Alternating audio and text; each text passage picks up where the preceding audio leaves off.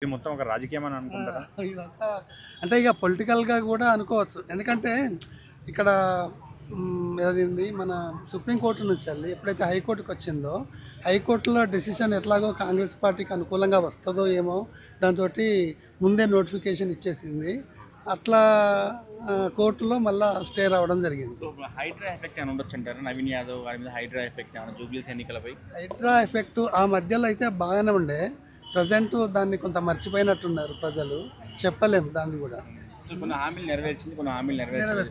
అయినా కూడా జూబ్లీస్ ఎన్నికల్లో కాంగ్రెస్ గెలుస్తుందని చెప్పేసి ధీమాగా ఉన్నారు. వాళ్ళ ధైర్యం ఏంటంటారు? అంటే కొంతమంది ధీమాగా ఉండొచ్చు, కొంతమంది తటస్థంగా ఉండొచ్చు, కొంతమంది చెప్పలేరు. ఇక దానికి మనం లాస్ట్కి ఏం చెప్తారు? నేను అదే చెప్తున్నా. ప్రజెంట్ నేను లోకల్ క్యాండిడేట్ కాదు. నేను ఎక్కడ బయట హన్మకొండ నుంచి వెళ్ళి ఇటు వచ్చింది జస్ట్ విజిట్ చేయడం. వాతావరణం చూస్తే అర్థమైపోతుంది లొకాలిటీ అంటే నేను ఇంకా పూర్తిగా బయటికి రాలేదు. జస్ట్ న్యూస్ అప్పుడప్పుడు చూస్తూ ఉంటా కాబట్టి కొంచెం ఆ న్యూస్ని బట్టి అవగాహన ఉంటుంది. అదే ఓకే అండి, థ్యాంక్ యూ.